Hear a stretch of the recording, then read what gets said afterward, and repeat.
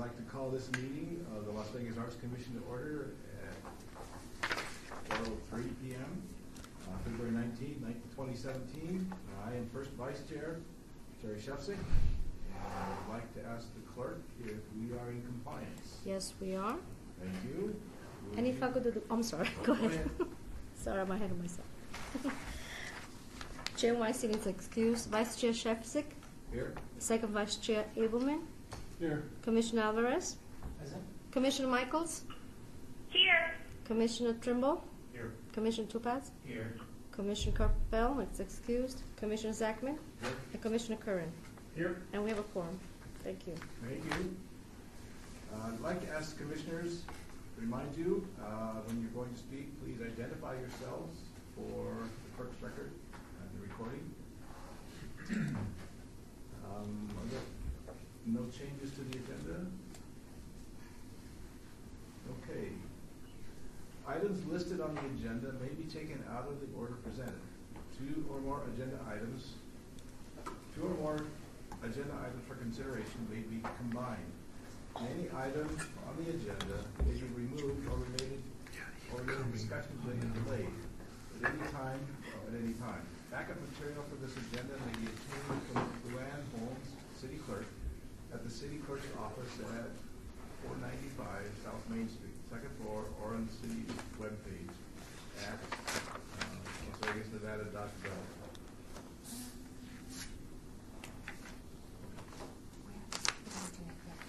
All right, item number 4. Excuse me, Mr. Vice Chair, item number 3, if you could read item number 3. Oh, 3. Thank you. Okay, sorry. It's okay. Public comment during this portion of the agenda must be limited to matters on the agenda. Public comment during this portion of the agenda must be limited to matters on the agenda for action. If you wish to be heard, give your name for the record. The amount of discussion, as well as the amount of time any single speaker is allowed, may be limited. Okay. Number 4. Ed wants to talk. Oh, Can I say my name for the record? yes, please. Ed Fuentes. I just like an agenda. If you could sit next to the microphone, please. Thank you. Ed Fuentes, I just wanted an agenda. Oh, here's an agenda. Thank you.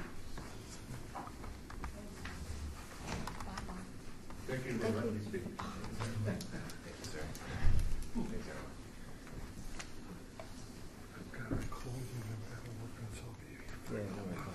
John Trusty. Okay,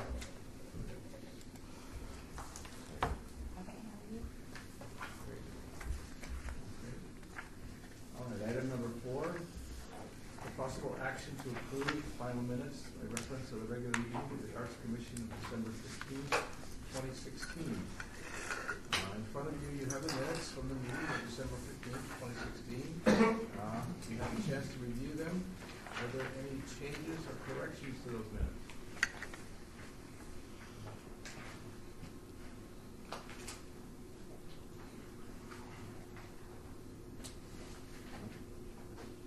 Well, hearing none, I will ask for a motion for passage.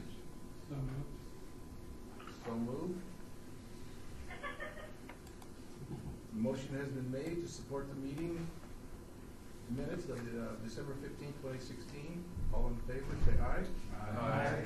Aye. Any opposed? Motion passes. Thank you. Number 5, item number 5. Report by the Arts Commission Chair or Vice Chair regarding monthly summary of current initiatives, cultural events, and opportunities.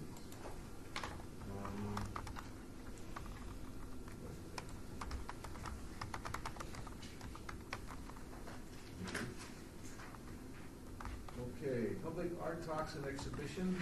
There will be a public art talk and reception with Cat Chiu Phillips on Friday, January 27th at 5:30. A reception at 6 p.m. It's free and open to the public at the Historic District School Conference Room, 401 South 4th Street. Registration is recommended because space is limited. You can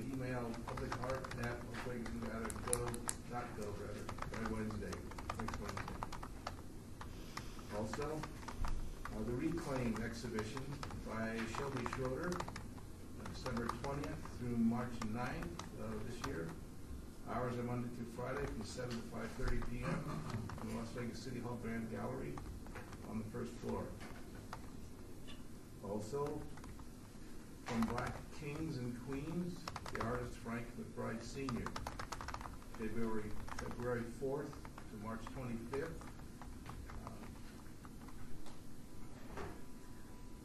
It's the West Las Vegas Arts Center, which is open Wednesday through Friday from 9 to 7, Saturdays from 9 to 6. There will be a Meet the Artist reception Saturday, February 4th from 2 to 5, and the West Las Vegas Arts Center is at 947 Westlake Mead Boulevard. Also, in honor of African American Heritage 2017, the featured artist will be Sylvester Collier, who is a longtime Las Vegas. February 16th to April 6th. This is at the Las Vegas City Hall Chamber Gallery. The hours are 7 a.m. to 5:30 p.m., closed weekends and holidays. There will be a Meet the Artist reception on Thursday, February 16th from 4 to 6. And for more information on any of these, you can visit artslasvegas.org or call 702-229-2787. I can add a few things to that as well. Tomorrow, well, actually tonight, there is a reception at the West Sahara Library Museum space for Robert Beckman's exhibition. 5:30 to 7, I believe, so you can leave here and go there. Tomorrow evening at the Donna Bean Gallery from 5:30 to 7:30 is a reception for an exhibition called Grayscale. It's a group show with works representing artists that all deal with gray, black, white, and gray. Then next Friday is a reception for the next exhibition at the Barrick Museum. I think from 5 to 8. It's called Process. So that's at the university. So those three events as well. So if there are any other commissioners, yes. Commissioner Topaz, our local artist by the name of Mario Basner. I think not a lot of people know him. He's practically a new artist. He's doing the World Heritage Collection exhibition at Tivoli Village. He just won 11 international awards for his work. His exhibit runs from the 17th of January until the 27th at Tivoli Village, which was the former William Carr Gallery next to Café Lyon. And also, February 24th, the Las Vegas Fashion Design Council, which I founded in 2011, is doing their biggest runway event here at City Hall. February 24th from 6 to 9. It will be showing local designers that I've mentored through the years, 2 of them who are already very successful in their own field. At the same time, I'm also doing the collection I'm showing in New York for New York Fashion Week together with that. So February 24th, the first time City Hall in all its history has ever entertained a runway show. In history. Where are you going to put it? On the lobby, you'll see. Esther is doing it, Miss Esther at the Administrative Office is doing it. So what we're trying to do is bring the fashionable people to the city of Las Vegas and kind of make the city of Las Vegas a fashionable town. And so we're expecting people from the likes of Tyra Banks, because some of the models will be coming from America's Next Top Model, and we're bringing a lot of other people as well.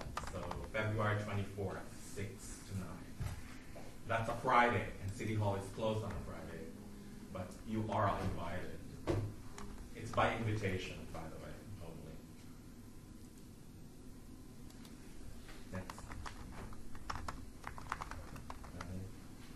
Are we invited? Everybody's invited. It's for the community, it's for the city, really.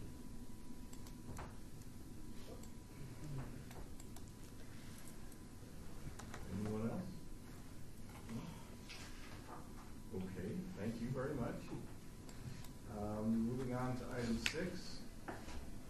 report by the Office of Cultural Affairs staff regarding monthly summary of current projects for all works. This is Rebecca Holden with the Office of Cultural Affairs. We've all had a chance to view the staff report. Did you have any questions about any items on there?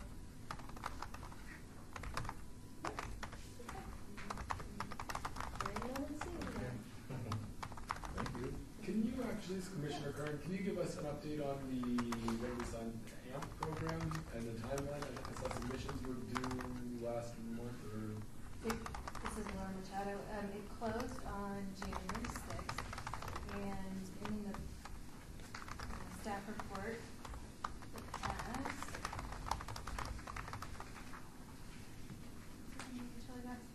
the application closed on January 6, 2017. We received 114 applications. We're in the process of reviewing the qualifications, and the evaluation panel will be in February. It's actually one of our next items.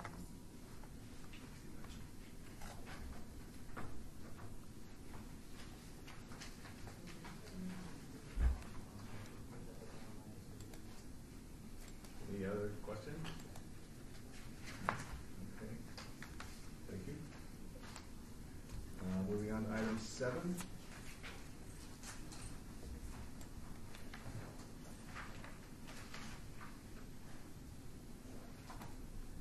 Discussion for possible action regarding selection of a volunteer for the AMP utility box painting project review panel. This is open to someone who would like to volunteer. I know we've had some already for some other projects. I looked at that, and since there are people helping out in other areas, I thought if it's okay, I could volunteer for that one. All right, and Chair Chesick for.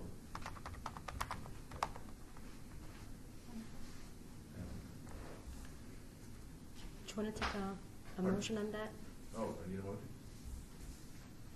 I'll move to appoint Chair Sheffick Thank you. volunteer for the AMP utility box project. You need a second? Hmm? You don't need a second. No second is Okay. required. All right, well, all in favor, please say aye. Aye. Aye. Any opposed? Thank you. Thank you. 100 and how many? 114. Thank you. Well, We had a wonderful turnout. It was Mrs. Laura Machado, and I was really happy with it. So we'll have a lot to review. I spend all day with the Scholastic Art competition where we have like 1,200. Oh. Just a piece of cake. Okay. All right, moving on to item number 8. Presentation by Rebecca Holden, Visual Arts Specialist, regarding select projects for the Americans for the Arts 2015 Public Art Year in Review. Rebecca. Yeah, this is Rebecca Holden with Cultural Affairs speaking. You guys all have a hard copy of the PowerPoint. It might be underneath your binders. I just kind of snuck it in there. It's really abbreviated. The official Americans for the Arts Public Art Network Year in Review presentation took about an hour and 15 minutes and was recognizing 38 artworks. So if you look up here and on your slides, on the first slide at the bottom is the link to the full presentation. I highly recommend carving some time out to watch it because there's a whole panel of professionals in the public art community that gathered together to select these artworks and provide commentary on each one. So it's really neat. What the goal with this was just to grab 3 very diverse projects from this huge list, just to kind of display the possibilities with public art and moving towards our item 9 on the agenda. So, no further ado here. If we go to the first one here, this is just the description page of a piece called Spiral of Gratitude. And this is a $965,000 project funded through a Percent for Arts project through the San Francisco Arts Commission. So So this was the most expensive project recognized during the presentation, so I just wanted to pick top of the line, kind of your traditional permanent piece of artwork as a memorial in a public space. So this piece is by artist Shimon Addy, I'm probably pronouncing it terribly, and Vale Brook. Spiral of Gratitude is a memorial to San Francisco's fallen police officers, and it's located in the lobby of San Francisco's new police headquarters. So it's a glass cylinder that's 16.5 feet tall and 9 feet in diameter, and it forms an oculus skylight type thing to frame the sky above. And then it's actually inscribed with text from the surviving family members, which were then crafted into a poem that's reflected onto the wall depending on the time of day. So it's a traditional piece, it's a really high budget piece, so it's kind of the top of the spectrum there.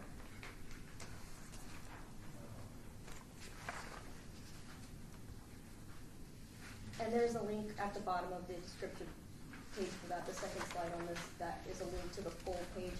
All of this information for these is taken directly from the Americans for the Arts website. So you can view, I've abbreviated some of these descriptions, but you can view the whole presentation in addition to viewing more information on each project. The next piece here is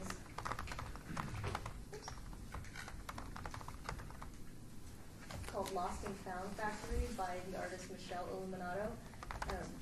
This is just a very different piece. So that was $1 million project, very permanent. This piece was based off of people who had lost something, and it's called Lost and Found Factory, and it took place during an arts festival in Pittsburgh, Pennsylvania. And it says, "We have all lost something that we wish we hadn't. Sometimes we wish it so much that the object is etched into our minds, a memory that materializes when we see a similar item or recall a particular time or place. The public was invited to visit the Lost and Found Factory and to share descriptions of favorite items they have lost. They then watched as artists worked to recreate these items and return them back to the original owners. The artists' workers facilitated the process of recording descriptions of lost items, remaking the items, displaying the objects, and finally redistributing them to the original owners." So this project, it took about $5,000 of budget. So very different budget, very diverse project, reaches a whole different group of people, has a whole different background. So these are some of the items here, the process. So they're not machine made by any means. They have a really beautiful artistic quality, but just very different. And so they were all packaged up and labeled as found and displayed, and then people could retrieve their lost objects. Wow. Yeah, really different piece, and it had a lot of positive feedback. I think it's about halfway through the presentation when you watch it, you'll see the commentary on it. And the last piece, these were all recognized based on various categories such as social justice, environmental, performative, historical/memory, technology, community-based, and conventional/unconventional materials. So this last one was actually the first one featured during the presentation, and it was in the social justice category. Lucas Cowan, who is the coordinator and curator of the Rose Kennedy Greenway project in Boston for their public art project, he selected this piece. And this is kind of the low budget, but still a really interactive, performative public art project that also demonstrates a collaborative process with multiple entities.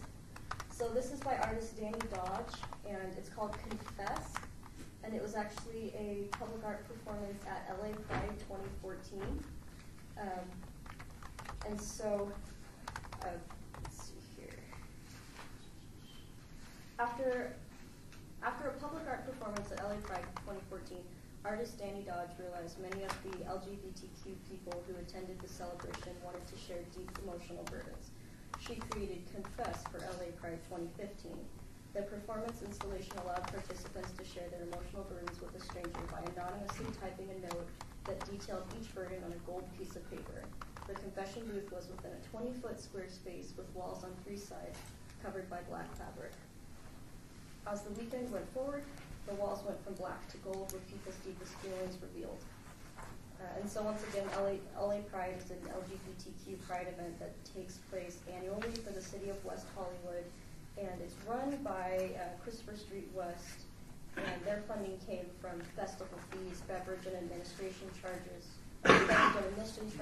corporate sponsorship, and parade entry fees. And so the whole project was a $1,500 budget. So just a really, these are 3. I know I just kind of flew through them, but once again, highly recommend checking out the full presentation to see the full spectrum of projects that are taking place elsewhere. And then the last slide here is just some additional resources. These are some of my favorite sites to visit when referencing other projects from elsewhere. Of course, we have the Americans for the Arts Public Art Network. Also a really good site is the second one, CodaWorks. They started doing video portrayals of the project, so you can actually see a video of the project taking place, a 360 view. We've got Public Art Archive, Forecast Public Art Fund, Project for Public Spaces, Association for Public Art Challenge, New American Public Art, and Public Art Dialogue. So I've been wanting to present for a long time the Americans for the Arts full year in review, but we just don't have enough time for that. So this is just an abbreviated version, and that's all of that. Are there any questions? Thank you. That's very, Yeah. Thank you. Thank you. It would probably behoove us to go check out those websites to get some ideas of what can be done here, which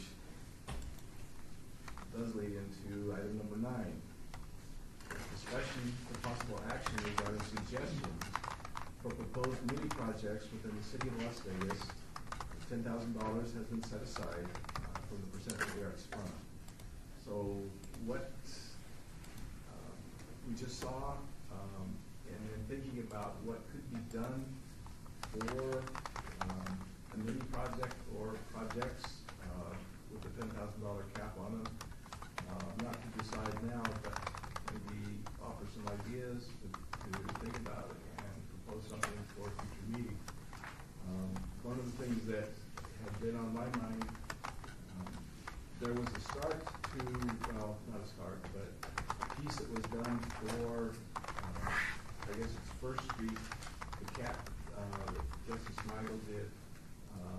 And if we were to, if the commission wanted to continue with developing that area with additional visual art pieces, to build it up to further identify it as an arts district. Maybe there's something that could be proposed for that area, or any other possibilities that you can think about, suggest that could be done. I don't know, any suggestions you might have now? not off the top of my head, but I did have a future agenda item that I'd like to revisit and that may play into that, and that's the identifying the paths on Main Street. The paths on Main Street, just out of, the paths they're going to be redoing the couplet, and I don't know if we need sculptures or something, or something interactive, or something low budget. But I mean, those paths need to be revisited. I'm not sure if that can do them as well along the First Street Trail too. So the paths, how they're, am I not being clear? Sorry. Yeah. So when they're redoing the streets, there are going to be certain areas that are going to be identified for public art. And so I think those places we need to revisit where those places are that we can have public art on Main Street specifically. I think Main and Commerce isn't, if that's correct. I think Jorge, do you know what I'm talking about, Patricia? I know about the Main Street portion. Right. I'm not aware of Commerce, but I am aware of the Main Street portion. Yeah, so anyways, from one of our last conversations, I believe that we talked about identifying the paths to be able to put public art on those. So. Are they between the traffic flow or to the side? I don't think we know yet. That's what the whole point is we need to identify them before they get going and see what we could do with those in the future. So they haven't been identified where they are exactly yet. How would we find that out? I think Jorge from Public Works is last. Or was it Jeremy that was here last? I wasn't at the meeting that Jorge was at. And Mr. Bennett is the lead on Main Street. And probably what we need to do is pull together a committee meeting. Mark's the chair of the Main Street Committee. Oh, yeah. I think Paco, Paco, aren't you on that committee also? Yeah. Yeah. Paco's on the David. committee, and David. Pull a committee, oh, I'm sorry, this is Patricia Harris. Pull a committee meeting together and have them meet with Michael Sturtevant. Sure. And then put it on the agenda. Okay. This is Commissioner Alvarez. In your presentation, Rebecca, I saw the one budget item was $1,500 for the last project, open test. I like the idea of possibly using that $10,000 that suggested you do little micro grants to artists to actually create something on Church Street. And it's not a huge amount of money, but and then have them collectively come together at the end to present their projects, whether it's a physical, a performance, something to do along this street. I think Wilson did the place setting project several years ago. It was a really cool project. God, I forgot her name. Anyways, she runs the Goldwell Art Museum. Alian or Suzanne? Susan Hackett-Morgan? Susan Hackett-Morgan. She did something really cool on First Street, and maybe we could do something, revisit doing something like that. And several artists, maybe either they can collectively work together as a unit, or they can each come up with something small and unique and push it forward. So this is Laura Machado, just clarification. So it would be as if we were going to issue a call and then request artists to apply, and then we would fund through the percent for the arts. Is that what you're proposing? Yes. Okay. Okay. You know, I'm I don't just know. clarifying. It's not a huge amount of money, but maybe we could choose 5 artists or 10 artists or 20 artists, $500 a piece or 1,000 to create something. And I wouldn't even know. I mean, if you want them to do something independent, do a different theme. Do the commissioners have an idea? Commissioner Topaz, I'm following up on what Commissioner Alvarez is talking about, but I have a question. With a mini project, like we have a $10,000 budget on that, is there a way that we could also raise funds for the commission through mini projects? Because like if you're saying that you're gathering all these artists to do an exhibition of their work or getting money in order to create some work, then obviously that has to be exhibited, right? Or shown to the community. And then will we have access, are we allowed to use that particular program or that exhibition to generate some funds or donations for the commission? I think Deputy City Attorney. That I don't know. I need to actually research that to be candid with you. Because I know that we're not allowed to raise funds for the commission, but then if it's through an artist's work that we funded, maybe we can. Soliciting gifts or charging admission? Well, I don't know. I mean, it could be anything. It could be a donation or an entry or it's not tickets. It sounds bad when you say tickets. Or this Commissioner Kern, is there a way you commission, a whole bunch of paintings and then put for sale, maybe proceeds, and you commission $10,000 worth of paintings, and then you sell $15,000 worth, and then it kind of gets recycled. I'm just throwing it out there. It's a good idea. Or we individually can write checks and hands the $10,000 painting. No, I mean, I was just thinking because, we've always discussed about ways in order for us to raise funds for the commission. But since this is a mini project, which, eventually when this particular fund goes to the hands of the artists, it's no longer us, isn't it? It's theirs. But then, are we allowed to sort of get a commission if ever they sell? That's all I want to know. Because Questions we're we not. We can't answer right now. I don't know actually how they, that I don't know, to be completely candid with you. So I'll have to look at that and I can absolutely get back to you on that. And to the extent, I'm sorry. Please. This is Elias George, and to the extent that any sort of formal arrangement needs to be made, I can certainly draft that, but what I'm curious to know is actually if those dollars go directly from participants or Viewer City Arts Commission, does that have to flow to some other entity through the city to verify that, or is that I don't know. So that's also what I need to look into as well. So I have to find that out. That could be a good portion for us as well. Right? Yeah. Like John was saying too. Mm-hmm. There's a plate, $10,000 here for it. I believe money begets money. Right. Totally. Right? We have to spend money in order to make money. Right. Commissioner Shefчик, is there a time frame when this money needs to be used? Does it roll over? This is Patricia Harris. The $10,000 is from the percent for the Arts Fund, so it does roll over whether you use it now or it goes into next year's pot. So there's not an urgency to spend it. As you've been briefed before, you have about $35,000 to spend next year. So if you don't have something you want to spend this on and you want to save it and add it to that pot, so that then you have $45,000 next year, you certainly can do that. Just totally up to you.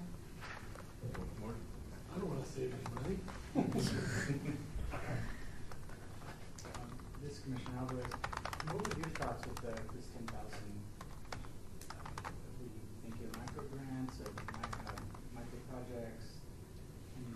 It's my understanding we can't actually grant things per se, but we can certainly give artists, we can pay artists fees for projects. What kind of projects do you have in mind? You know, there's a lot of spaces that need attention other than First Street. We're a very big area. We've got many wards, many areas, communities, parks, centers, all of that. First Street right now is receiving funds through the Public Works Department, and there's the Suzanne Hackett Morgan did have the jackpot geocache there for a year. And then we've got the Aerial Gallery banners going in soon. We've got the bikes there. We've got Boulder Plaza, which is kind of a nice central location that is still needing activation. So maybe something there would be a good idea of incorporating something. Anything of real permanence is going to cost a lot more money than $10,000. So that's just something to consider. And if we want to branch out and do something less permanent, or if we want to, there are many cities that do projects that are maybe a $10,000 temporary rotating sculpture exhibit. So you have those plots identified and those kind of points there where you can put a new piece of artwork up once a year or something like that. But those are also, so it just depends. I'd say probably with $10,000, nothing of real big permanence, something temporary. But that's why I threw this presentation out to you, because I see a lot, certainly, and I would say out of the three that were presented, my favorite was the Lost and Found project. That was really cool. But there's so many different projects out there. Public art is really a broad subject matter. So. I think, Commissioner Kern, I think you could paint a great mural for $10,000 for some permanence. I guess, are there certain, the problem is, are you going to give a benefit to a specific property owner? But are there any city walls that will make good canvases potentially? There's a lot of city facilities that interact with the public quite a bit. Perhaps something to think about. Commissioner Alvarez, I asked a long time ago, which ward gets the least attention to the arts? And I think there was one ward that was never art installed in that ward. And that might be a good idea to help those wards that aren't getting as much attention as wards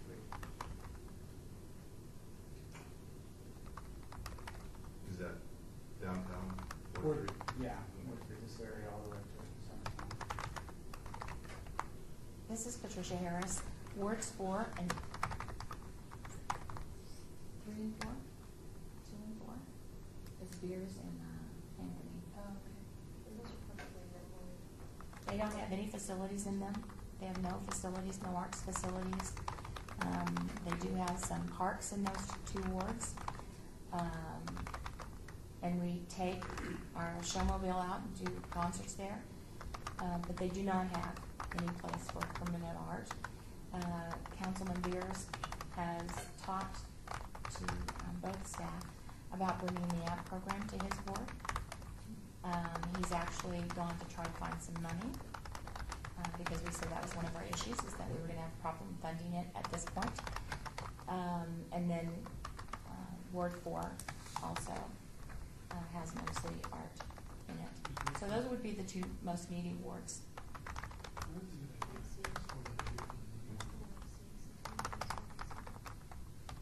Six. Commissioner Alvarez,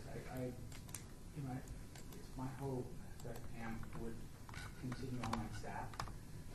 And then, how much was AMP this year, 20,000? We allocated this one on the title. We allocated 15. So, and that's for a relatively small area. If it is to grow, of course, that would be increased. So we're going to select 4 artists. Right. This time. This time. And then maybe we could use the 10,000 for Ward 4 to start AMP. It's possible. Until we can find a more permanent funding source. Because I think ZAP has been an overwhelming success for the county. And AMP has the potential to do the same thing for the city, and especially in wards that aren't getting the attention. And it's also a really big political selling point for all of us in the wards that we represent. I'm in Ward 3, so I get a lot of attention. But for our city councilmen, up in the west side of town, Carlos, if we can approach some money that way, it would be very appropriate, especially if we could work with artists that live in those wards, it would be even cooler, and because AMP, I think, like ZAP, can bring attention to a lot of neighborhoods where now you drive anywhere in the county, you just run across these boxes, and it's nice to see an artist that you know. We can do the same thing here in the city. And it's not an expensive project.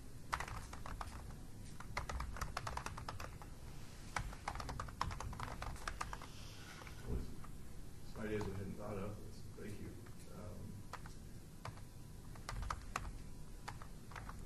Well, this is for discussion and suggestions for proposed projects.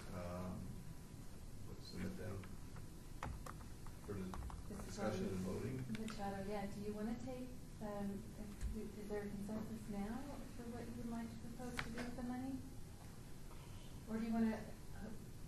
Can we look at this, because I think this is a lot of inspiration right here, or do we have an idea right here? That was my question. I'm sorry, Commissioner Edelman. But we have time. It's not like we're rushing. Yeah. This question, Karen, I think we should do some research, seek inspiration, think about different projects, locations, and probably feedback. Yeah, put it on the agenda for the next meeting.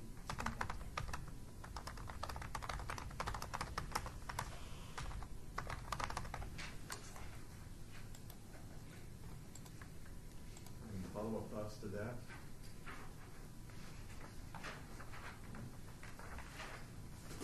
Okay. Moving on to item number 10. Discussion regarding topics for future agenda items by the board. Comments made during this portion of the agenda by individual members shall refer solely to the proposals for future agenda items, and any discussion shall be limited to whether or not such proposed items are within the purview of the board and or whether such proposed items shall be placed on a future agenda. No discussion regarding the substance of any such proposed topic shall occur and no action shall be taken.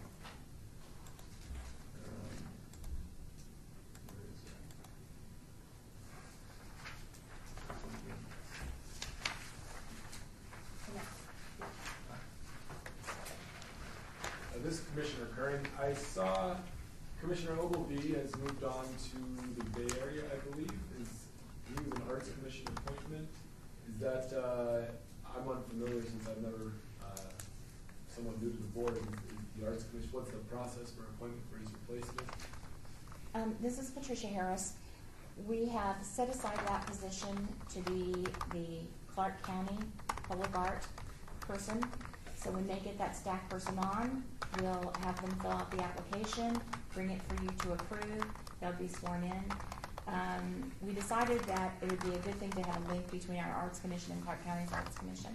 Rebecca sits on Clark County's Arts Commission, and then we asked Michael if he would do the same thing here. So I don't know if that position has gone out to the public to fill yet, but as soon as it's filled, we'll make contact with that person and get everything going so that you can then approve their appointment to this commission. Very good. Commissioner Alvarez, I have an agenda item for next month to discuss. I'd like to begin the discussion that we recommend to the City Council, taking our role as a recommending board to the City Council to begin looking into having us begin granting to nonprofit arts organizations. And I'm going back to what happened last year where we had $30,000 that went poof. We didn't know about it until a week before the end of the fiscal year. And I think it's unfortunate there's a lot of arts organizations in this city that could have used those funds. It's not a huge amount of money, but it's still, it's a discussion we need to have. And I think Suzanne, the outgoing chairwoman or executive director of the Arts Council, Susan Foscott, during our town, which several of us were there, Las Vegas is the largest metropolitan area that a granting program for arts organizations. I mean, 2.5 million people. We need the City Council to make a decision on that. We need to be more progressive. And other many directors coming into the office of culture the very Monday, I think these are really proper things to discuss. Besides just the grants, looking for permanent funding for the Arts Commission. I mean, it's great that we get a little bit of money here and there, but we need a permanent situation to fund us. I mean, even if it's 1% of private businesses who spend $1 million on a construction project, 1% needs to go to the arts. And we can look at West Hollywood as a great example in how they built their structure. I mean, a city of 33,000 people raised $250,000 a year. You do the math. The buildings, any construction project in the city, any, private or public, 1% has to go to a piece of public art on their property, or if they don't want to be bothered with it, it goes to their Arts Commission, and then they can decide how that money is used. And I think it's high time that a city of 2.5 million people that's about to get a hockey team and a future NFL team, we need to start acting like adults and stop acting like a small town or a big city with small town mentality. So I think we need to discuss that. We need to discuss it with our board, and we need to discuss it with incoming director for our culture. So this is more of a question. That's 2 agenda items, one for the grant, and then one for percent for private development? Yes. No. Thank you. This is Patricia Harris. I just want to give you a little extra information, Commissioner. No discussion, unfortunately, unless it's you want to put an item on the agenda. Information. Yes, no? No discussion regarding any substance. Sorry. Okay. Actually, yeah, If she can provide her. As long as there's no- information. Exactly, as long Okay. as there's no action Okay. right, for each discussion that's actually taken. So yes. Thank you. Go ahead. In the new City of Las Vegas master plan, there is a new art component in that plan. In that art component sets out a process for I think it's 2% actually, for private development that's to go to the arts. It may be 1%, but they talked 2%. That plan was approved by the City Council. you have for many years talked about granting money. The Arts Commission's authority is under municipal code and NRS statute. So I think we've come up with another job for the deputy city attorney. I think that's going to have to be researched to see what those parameters are before we could take that to the city council, because it's at a much higher level, just for added information for you. Okay? And I got that right here. Thank you. I already knew. Thank you. Would it be possible to have that for discussion next meeting? Absolutely, and to the extent that I'm able to, I'll try emailing everybody here on information in advance. You can review it, and then we can discuss it at that time. I would prefer to do that, especially also Commissioner Tupaz's question as well about the possibility of raising funds and how that funding mechanism works. I'll also try to provide that information in advance as well.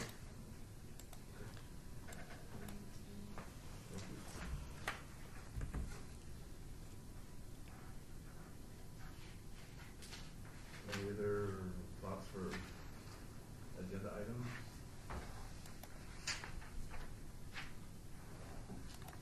Okay.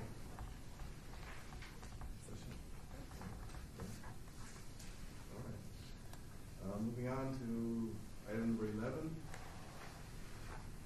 Citizens' participation. Public comment during this portion of the agenda must be limited to matters within the jurisdiction of the Commission. No subject may be acted upon by the Commission unless that subject is on the agenda and is scheduled for action. If you wish to be heard, give your name for the record.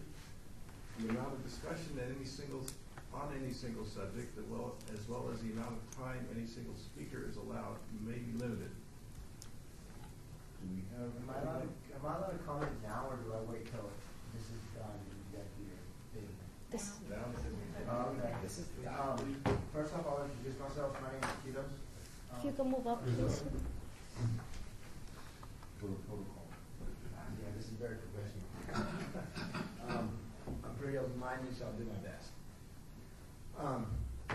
Excuse me, My sir. name's Can you? Kitos. I'm sorry. Go ahead. My name is Mark Lucero. I'm born and raised in Vegas. 37 years old, I think. I've been a professional painter for 20 years in the union. I joined when I was 17 years old in New York. I know painting like crazy. I didn't get into art until the beginning of this year. I've always been good at art, but never had a passion to do it. Almost 2 years ago, my nephew was diagnosed with brain cancer at 9 months. When he got diagnosed with brain cancer, the whole family fled to the hospital. We took over that place. And he was scheduled to not make it. And he went through surgery, went through the whole process. He ended up being 6 rounds of chemotherapy, 3 stem cell harvest. He's about to turn 3, and he's a beast. A year and a half after that, well, when Benji was diagnosed with cancer, when you go to see your family members in the hospital, you tell them, you ask them, you tell them this, I'm there if you need me. Call me if you need anything. You know what I mean? That's what everybody's going to say. So for me, I had to actually mean it. Being born and raised in Vegas, I grew up poor. So I grew up the rough life. By the time I was 22, I had 2 DUIs. By the time I was 28, I got my 3rd one. So after that, I realized, well, I can't drink and drive anymore because you get one more and you're going away for a year. I had 2 kids, so I couldn't afford that. So I took no risk of doing that. Telling my sister I would be there if she needed anything meant I can't have no more beer. Because if she needed me at 2 in the morning or 6 in the afternoon or any time, and I had a beer, I couldn't be there. So I put drinking away. I had already quit smoking pot a long time ago. I have 2 kids. I've been married come February 23rd. I'll be married 16 years. Marriage is pretty easy if you ask me. After Brinzy got diagnosed with cancer, my friend Mark Ariola, who's a paper hanger, he's another member of the union, his son Carson Ariola was diagnosed with leukemia at 6 years old on Sunday.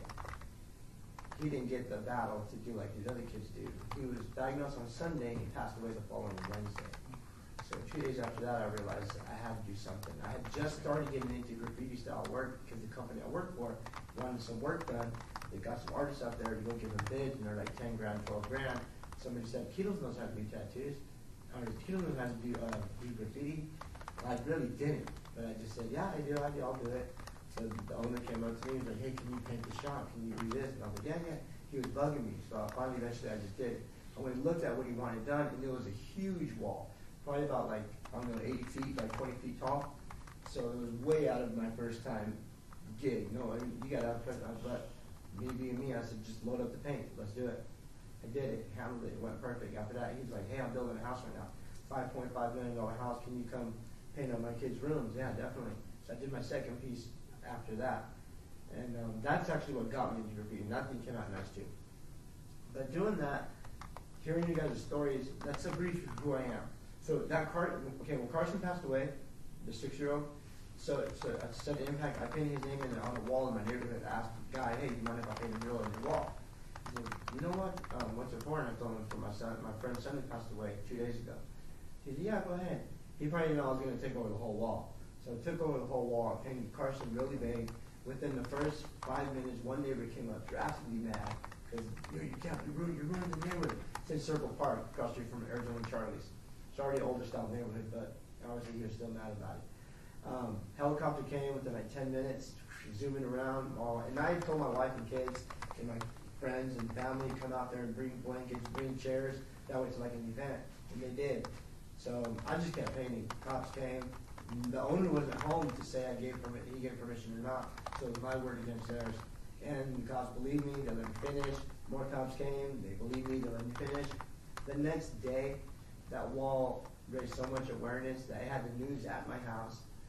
Some lady, just one lady who donated, out of all the people who donated to Nevada Child Care Foundation, one lady donated $100,000 just because of that wall. So the money came dumping in. The word came pouring out. From after that, it built a controversy because Vegas Issues shared it on their Facebook page, so it just blew up all over the city.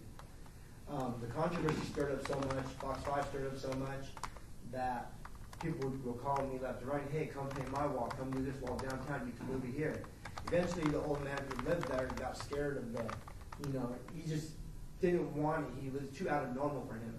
So he painted over it the same day when I started another mural downtown. And when I painted the mural downtown, I said, I don't want to do this one by myself. I'd rather do it with the people involved. So what I'll do is I'll outline Carson's name really big, and all of you guys who are his friends and families, you guys come and put your handprints in there. So I put out benches, tables, had the whole gig set up again like a little event. Sure enough, the families came pouring in, the community came together, and there was like 1,000 handprints on this big Carson wall. That's on Imperial and Commerce. And all the paint that I do, it's funded from the people. So like everything you guys said right now actually relates to almost all of it. Like what you were saying, you want to do fundraisers to bring money up, that's easy, dude, I got that. I took this so far that all I got to do is just put a post out, say, hey, I'm going to paint this wall. If you guys want to help, pitch in. And then doing a PayPal, which is this tattoo right here, which is what we called it, childhood cancer, it's the little boogeyman. That was named when we walked away from the Carson wall. I told my wife, well, I got to put something on there that's catchy. And she said, just right, childhood cancer is the little boogeyman, because it actually is. So the community comes together easy. You just got to have something creative to offer them. When you were saying, something about being able to pay artists to do a certain wall. I did this huge wall on Valley View in Charleston, the old A1 vacuum. It's probably about 140 feet long, and I filled it up to the top. The reason I fill these walls up to the top is I do them like graffiti style, which I can do any style. I can do anything. I can paint that. I can paint that flag. I can paint you. I can paint anything. I do graffiti style right now because that's what they want. That's what is driving on the energy. But when I do that wall, like the one on Valley View, I used actual artists who the city does not probably want, because these guys are big heavy hitters in the graffiti underworld. But at the same time, you got people using them from Cosmo, you got the Link using them. So I figured, you know what, let's just be open, fair game. Just like what you said, we're not small town Vegas no more, we're big town. You got teams coming in. People should just uplift the art culture and just say, you know what, these guys are really inspirational. Let's just do it. The reason I use them is that way the wall stays respected. I filled in every square inch of that wall so it stays untouched. So the whole graffiti community came out together for that. Like everybody was coming. I was there for like 2 or 3 in the morning for about 2 weeks, broken off because of the rain. But all these guys would come out, hey, I'm this, I write for this group. Hey, I'm this, I write for this group. And everybody wanted a piece of it. And I said, well, I can't use you because they also have beef between each other. That's how graffiti wars are. But I'm very careful on how I carry myself. So I was able to manage it to where everybody was like, you know, let's do it. Bottom line, I'm inspired to do art now. I wasn't before. And like there's downtown buildings, and I took this outside of downtown to where it's in the city now. So everything you guys have said you want to do, it's all fully possible. You just have to do it. I don't have a problem doing it. Building, paying money. If you guys were to pay me a certain amount of money like that, that's like crazy money. Like I said, I'm a professional painter. I painted a 2,800 square foot house yesterday, 2 stories. I don't even know how high they were, but I painted it by myself yesterday, complete. Did the pop outs first. By the time the pop outs were dry, my brother was able to mask them. I got a wand out and sprayed the whole house out the bottom. I went this morning before it rained a little bit, caught a little bit of snow, rushed in the eaves around the house. It took me a day and a half to do it. So that's where my money's at. I'm not a businessman, so I don't know how to manage money. I'm not worried about money. The money that you guys can, if you guys want to do something like this, using me to bring up some type of an awareness for whatever, it doesn't have to be cancer. I'm down for it. So are the people who ride with me. So are the artists who are willing to paint. Some of these guys are badass artists, really great at what they do. And at the same time, the reason I use graffiti and I blew it up through the cancer is because childhood cancer only gets 4%, 3.8% of all fundings that go towards cancer societies. That's nothing. And these are the kids. They're passing away left and right. I painted by Chaparral High School, 2 names, said Michael and Michael. One of them named Michael Young, the other one named Michael Alvarez. He's got 2 last names, mom and dad, named Carey. Michael Young passed away the day before New Year's Eve. And this is after I painted his name. The other Michael, he's still fighting right now. He's in Los Angeles right now doing treatment because they don't offer it here in Nevada. But Nevada lacks a lot. And so I'll just give you one idea. Down on the end of Sahara before Boulder Highway, there's a big building, right? It's an old abandoned building. It's already being graffitied up by people. To raise awareness and bring like Nevada up, like, hey, this is what we're doing. At the same time, weed going recreational now. Like, I don't smoke weed. But how he was saying, let's think out of the box and go big. You guys can go big. You can bring art, and this stuff will blow up all over everywhere. I blow up all over this stuff, and I'm just by myself. I don't charge nobody nothing. It's all for free. I only make what I make out of my own pocket. You know what I mean? You guys have all the tools to do everything. Say, for instance, that one building right there. If you guys gave me the green light, say, you know what, kiddos, go ahead and paint it. I could paint it without you guys putting a penny into it, so I can have families fund all the money. And then at the same time, if it's going to be demolished, that's fine. Because cancer is something wicked. It kills kids left and right, big time. I can name off all types of kids who have passed away just as last year. These are all kids who have passed away who I've painted for, or some of them who are still fighting right now. But just say that building downtown that I saw when I was driving past Sahara the other day. I looked at it, I was like, oh, you know what, that'd be so bad, I have to paint that whole building. Raise it up for awareness for about 2 months and then implode it. You know what I mean? At the same time, do like a big old balloon release, bringing together the whole community, just like they did the Cube.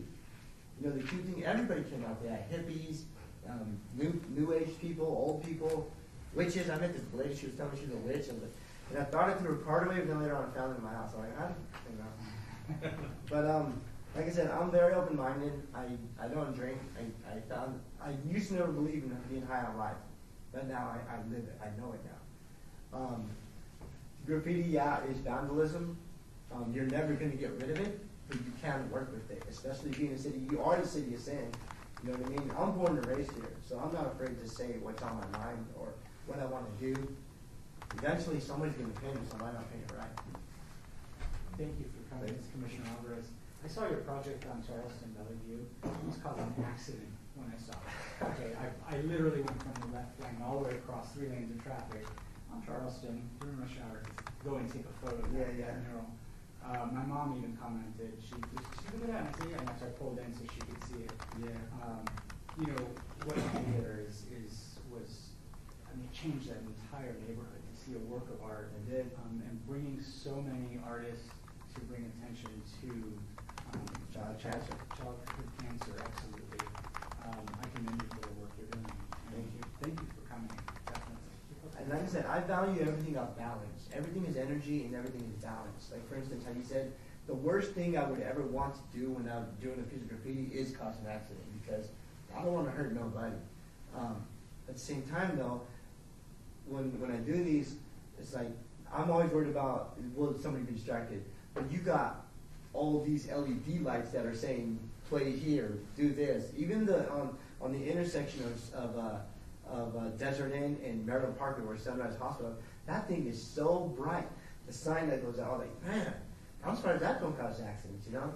But nobody's never going to be able to stop graffiti. And I've had a lot of artists come together now, graffiti artists. Someone say, hey, Kilo, man, I give you mad props what you're doing. You're bringing graffiti up, and you're bringing it to the city. You're doing a whole other thing with it. You know what I mean?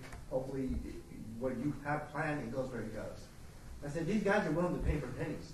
These guys are willing to pay for as long as you give them paint. Like, when I have these tables out and I put like that Charleston one, those 2 tables are just full of Montana cans, which are just top of the line graffiti cans. And like I said, there's a whole network out there. It's just dope and grab. My dream, my goal would be to paint down the sides of these buildings like you see like in Berlin, in Amsterdam.